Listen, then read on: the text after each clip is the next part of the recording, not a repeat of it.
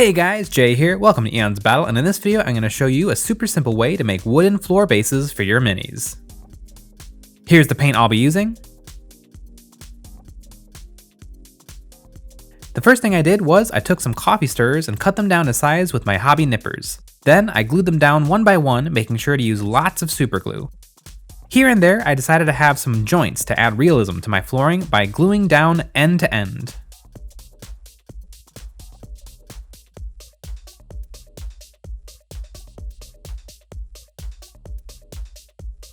I continued this process until each base was covered, and then used my nippers to trim the edges flush with the base. The cutters do a decent job, but I did have to clean up the edges with a nail file to make sure they were really flush.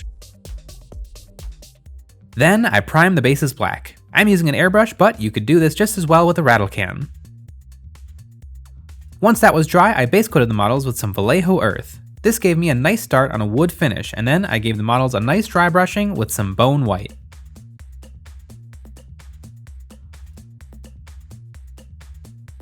After that, I gave the bases a heavy wash with Army Painter Soft Tone, which is a light brown wash. This gave my wood a nice aged appearance, but you could also substitute a black to make the wood look old, or green to make the wood look rotten.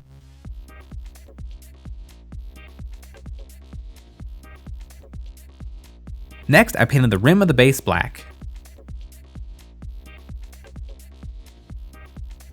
And there you have 3 finished wooden bases ready for your miniatures. I think these would look great for some Wild West or Malifaux minis.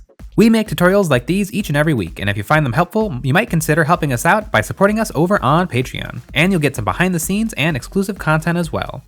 If you're looking for another wooden base, you should check out our pirate ship base. Find this video and lots more like it on our basing playlist, where you'll find tons of unique and simple bases.